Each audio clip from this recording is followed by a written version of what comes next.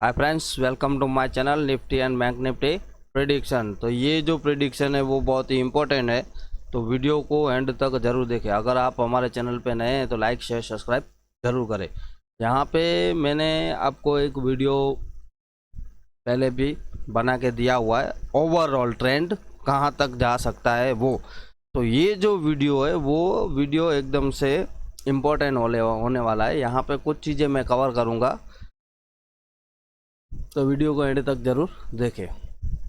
अगर यहाँ पे डेली चार्ट लगाया है, डेली चार्ट के हिसाब से जो अब सपोर्ट निकल रहे हैं, जो रेजिस्टेंस निकलेगा उसको भी थोड़ा बहुत एनालाइज कर लेंगे। तो अभी आपको क्या करना है, पहले तो आपको लेवल नोट कर लेना है 19,224, जो कि ऑलरेडी मैंने 3-4 वीडियो में डाला हुआ था, तो वो ऑलरेडी अचीव हो चुका है। अब जो नीचे का टारगेट, जो पेंडिंग टारगेट मैं बता रहा हूँ, वो टारगेट आएगा 18,960। 60 से 66.50 ऐसे 60 पकड़ के चलो, जो कि यहाँ पे एक माइनर गैप भी था। तो अब इसको किस तरह से देखेंगे, किस तरह से क्या करना है, वो आगे डिटेल में बात करेंगे। जैसे यहाँ पे मार्केट अभी हाल फिलहाल के लिए वैसे ओवरसोल्ड हो चुका है, तो यहाँ पे एक बाउंस की एक उम्मीद है, एक बाउंस आना चाहिए। वैसे भी अगर वो छोटी टाइम फ्रेम में मैं बताऊंगा किस हिसाब से बाउंस आएगा, कहाँ से वापस मार्केट यू टर्न भी लगा सकता है। तो जो लोग सेलर्स हैं उन लोगों के लिए, जो लोग बायर हैं उन लोगों के लिए लेवल्स में दोनों की तरफ दे दूंगा। मार्केट है, मार्केट कहीं पे भी जा सकता है, ऊपर भी जा सकता है और नीचे भी जा सकता है। तो मैंने आपको पता हो तो आगे का जो वीडियो था उसमें मैंने एक ABC पैटर्न आपको बताया हुआ था कि यहाँ पे एक नेगेटिव फ्लैग एंड पोल बना हुआ है और ये जाएगा इस हिसाब से। तो जो सी का टारगेट है, वो टारगेट जो निकल रहा था, ये सी का टारगेट ये निकल रहा था, और 480 19,480 के नीचे, जैसे मैंने बोला था कि 19,480 के नीचे अगर क्लोजिंग आती है तो फिर आपको समझो ये टारगेट 200 तक तो आपको 224 जो है वो तो आपको डेफिनेटली मिलेगा ही। और उसके बाद में अब मार्केट क्या परफॉर्म कर सकता है, तो देखो ABC जो व्यू है वो इस तरह से है। अभी अगर देखने जाए तो ये पैटर्न वैलिड है, 480 के नीचे वो पैटर्न वैलिड है। तो ये जो टारगेट है वो नीचे का काफ़ी और भी नीचे टारगेट दिखा रहा है। और अगर समझो ये टारगेट ऐसे निकाला जाता है, देखो यहाँ से अगर मैं वेव को काउंट करता हूँ, तो ये अगर मैं यहाँ पे लगा दूँ तो ये मुझे एग्जैक्टली टारगेट वही दे रहा है, जो कि 960 तक ही आ रहा है। वैसे तो 900 तक आ रहा है, पर यहाँ पे एक प्राइस एक्शन सपोर्ट है। तो इसमें अब देखो यहाँ पे ये वीडियो बनाया इसलिए है कि अगर कल की आप US मार्केट देखोगे तो US मार्केट में क्या हुआ है, यहाँ पे बाउंस आया है। बाउंस मतलब कि बाउंस में इतना कोई ख़ास दम नहीं है नेस्डैक में, और ये तो सेल ऑन राइस वाला कैंडल बना हुआ है। और अगर डाउ जोन की बात करें तो डाउ जोन में तो ऑलरेडी काफ़ी नीचे का भी टारगेट और पेंडिंग पड़ा हुआ है। जैसे यहाँ पे एक हेयर एंड शोल्डर पैटर्न बना हुआ था, तो हेयर एंड शोल्डर का जो ये नेक लाइन है, ये नेक लाइन ऑलरेडी कब का ब्रेक हो गया था, और इतना ही टारगेट नीचे आना चाहिए। जैसे कि अगर आप डाउ जोन में बनाओगे तो ये एक यहाँ तक हेयर एंड शोल्डर का पैटर्न बन रहा था। तो अगर समझो इसको ही लेके यहाँ पे अगर काउंट करते हैं, ये ब्रेकडाउन ये है,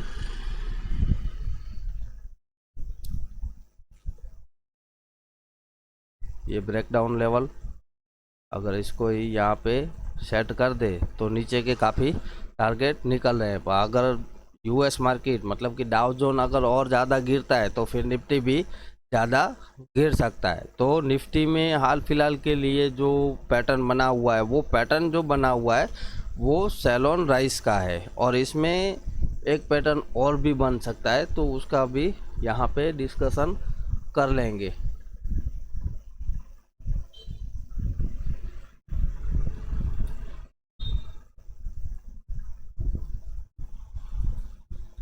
देखो मार्केट तो हाईली ओवरसोल्ड है ही। देखो इस तरह से जो मुझे पैटर्न लग रहा है, तो ये पैटर्न भी बन सकता है, ये पैटर्न भी बन सकता है। तो यहाँ पे इम्पोर्टेंट वीडियो इसीलिए बना के आपको दे रहा हूँ ताकि आपको एक आध 2 दिनों में और भी समझ में आ जाए। तो अभी छोटी टाइम फ्रेम में इसको किस तरह से यूज़ करेंगे, तो क्या करना है, आपको जाना है 30 मिनट चार्ट में। ठीक है, 30 मिनट चार्ट में आपको क्या करना है, देखो यहाँ पे मार्केट अब बुलिश कब होगा। अब वैसे तो मार्केट ने एक लेवल ब्रेक कर दिया है, तो यहाँ पे देखोगे 30 मिनट चार्ट पे आपको RSI दे रहा है, एकदम हाईली ओवरसोल्ड दिखा रहा है, जो कि यहाँ पे एक बाउंस दिख रहा है। तो अभी 30 मिनट चार्ट में आप क्या करो, पहले तो एक रेजिस्टेंस निकाल लो, जो कि यहाँ से बार बार मार्केट ऊपर की साइड में निकल रहा था। यहाँ से बार बार मार्केट यहाँ से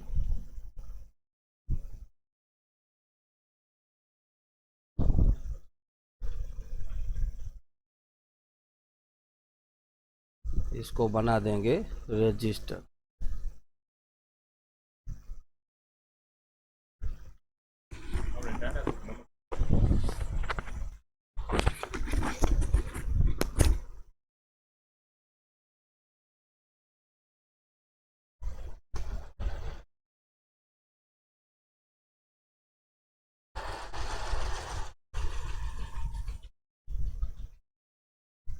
तो यहाँ पे मैंने 2 लेवल लगा दिया है सैलॉन राइस के लिए। एक आएगा 480, जो कि एक ब्रेकडाउन लेवल था, और दूसरा है 440। तो ये 440 जो है 19,440, तो हो सकता है ये रेजिस्टेंस का काम भी करे। अगर जो भी बाउंस आता है तो यहाँ तक एक बाउंस आ सकता है, फिर यहाँ से वापस एक गिरावट भी हो सकती है। तो अगर किसी ने समझो बाय भी किया हुआ है, किसी ने बाय किया हुआ है, तो वो क्या करे, देखो आपको अगर प्रॉफिट हो रहा है तो अच्छी बात है। तो आप क्या कर सकते हो कि यहाँ के आसपास आप वापस एक बार के लिए प्रॉफिट जो भी आपको मिल रहा हो वो बुक करके निकल जाना सही रहेगा। अगर बाय चांस गैप डाउन ही हो जाता है तो किसी को सेल में नहीं जाना है, क्योंकि मार्केट ऑलरेडी ओवरसोल्ड जोन में जा चुका है, जो कि यहाँ से एक बड़ा बाउंस आ सकता है। तो बाउंस कहाँ तक आ सकता है, तो अगर देखने जाए तो वैसे तो सैलॉन राइस ही है, तो सैलॉन राइस के हिसाब से 440 के ऊपर नहीं जाना चाहिए। अगर समझो यहाँ से अगर 100% के हिसाब से अगर गिनती कर ले, बाउंस यहीं से ही अगर बाउंस आ रहा है तो ये बाउंस हो सकता है आपको मिले 577 तक, हो सकता है यहाँ तक भी आपको एक बाउंस मिले। अभी आपका जो मार्केट है जैसे बुलिश मोमेंटम में कब जाएगा, तो ये जो एक लेवल को यहाँ पे मार्क कर लेते हैं, जो कि यहाँ पे एक कलर अलग दे देंगे इसको, ये अलग कलर दे दिया 575 के ऊपर ही मार्केट बुलिश होगा। जैसे अगर 575 के ऊपर अगर मार्केट सस्टेन हो जाए और 1 से 2 दिन क्लोजिंग दे दे, तो क्या होगा, मार्केट यहाँ से यू टर्न लगा के ऊपर के लिए निकल जाएगा। अगर यहीं से ही यू टर्न लेता है, जैसे ये 575 है, तो 575 के ऊपर ही मार्केट बुलिश होगा, नहीं तो उसके पहले मार्केट बुलिश होने वाला नहीं है। यहाँ से होगा सेल ऑन राइस, टारगेट नीचे के ये 2, हो सकता है नेक्स्ट वीक में भी आपको मिल सकता है। तो यहाँ पे अगर बाय चांस मार्केट नीचे मिल रहा है तो सेल नहीं करना है। सेल या बनेगा आपका ऊपर से, या बनेगा बाउंस पूरा कंप्लीट हो जाए उसके बाद में। तो बाउंस के लिए देखो ये मैंने लेवल नोट कर लिया है 30 मिनट के अंदर, 440, 19,440, 19,480, 480 एक सपोर्ट था। ठीक है, तो जब भी सपोर्ट ब्रेक होता है तो वो क्या बन जाता है, एक रेजिस्टेंस। तो अभी उस हिसाब से उसको देखेंगे। तो यहाँ पे ये पैटर्न बना हुआ है सेल ऑन राइस का, क्योंकि यहाँ पे अगर डॉलर इंडेक्स की बात करूं तो डॉलर इंडेक्स काफ़ी हद तक यहाँ पे नीचे आ चुका है, और भी नीचे का टारगेट है। अगर समझो ये एक आज के दिन में और भी अगर नीचे आ जाता है, 4 तक आ जाता है, 4 से भी नीचे जाएगा तो थोड़ा अच्छा खासा बाउंस भी आपको यहाँ से मिल सकता है। पर आपको क्या करना है, देखो सीधी सी बात है, आपको ना तो बुल बनना है ना तो बियर बनना है, ना तो बुल बनना है ना तो बियर बनना है। अगर किसी को भी हेवी शॉर्टिंग में जाना है वो 224 के नीचे ही जाएगा, उससे पहले अब सेल नहीं है। फिर बाउंस कंप्लीट हो जाए, कंप्लीट होने में देखो 575 तक भी मार्केट जा सकता है। अगर आप समझो नीचे से ही बाय कर रहे हो तो आपका जो टारगेट रहेगा मिनिमम मैक्सिमम जो टारगेट है 440 से 480। और बिग जो अगर समझो मार्केट को अगर बुलिश होना है तो ये जो लेवल है 575 के ऊपर अगर क्लोज आती है तो फिर ये आपका 800 जो है 850 उसको भी मार्केट ब्रेक करके ऊपर निकल जाएगा।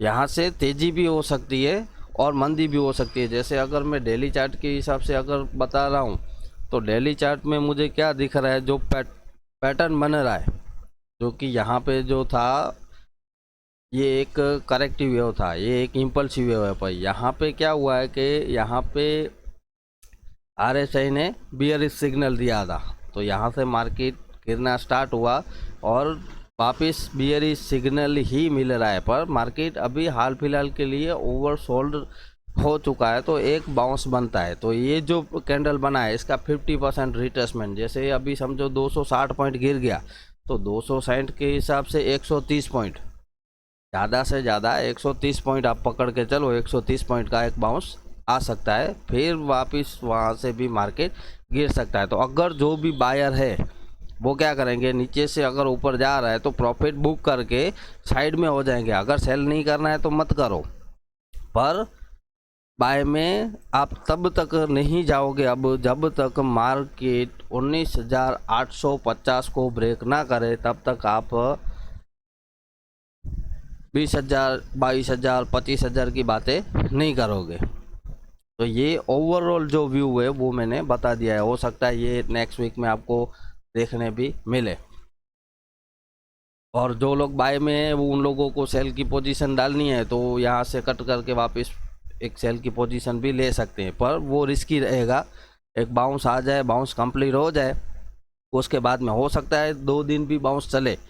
अभी यूएस मार्केट के ऊपर डिपेंड करता है। यूएस मार्केट की क्लोजिंग अगर मैं डेली के हिसाब से कल की देखूं तो कल की देखो ये यहाँ पे एक ट्रेंड लाइन आ रही थी, जो कि ट्रेंड लाइन भी ब्रेक हुई है।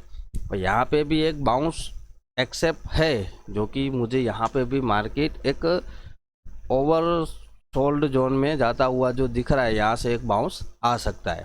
तो ऑल ओवर जो ट्रेंड है, ऑल ओवर ट्रेंड इस हिसाब से है। तो ये एक बाउंस आएगा, फिर एक सेल ऑन राइज हो सकता है और नहीं भी हो सकता है। आप क्या कर सकते हो, समझो अगर ऐसे करके ऊपर जा रहा है तो एक लाइन डाल दो। अगर लाइन ब्रेक हो रहा है ट्रेंड लाइन, तो आप वहाँ फर्दर सेल में जा सकते हो। ये 30 मिनट का कैंडल लगा लेना, और बाकी का अगर कुछ रहेगा तो मैं टेलीग्राम ग्रुप में डाल दूंगा। अगर आपने टेलीग्राम ज्वाइन नहीं किया तो टेलीग्राम ज्वाइन कर लो। टेलीग्राम में ये पैटर्न वगैरह आपको डाल दूंगा, अपनी मर्जी से ट्रेड करते रहो। जो पॉसिबिलिटी जो लग रही है वो पॉसिबिलिटी यहाँ पे मैंने डाली है। आज की जो क्लोजिंग है वो क्लोजिंग मैटर करेगी कि यहाँ पे अब क्या हो सकता है। देखने जाए तो यहाँ पे मार्केट ने जो मोमेंट जितना टारगेट देना था उतना टारगेट ऑलरेडी दे दिया है।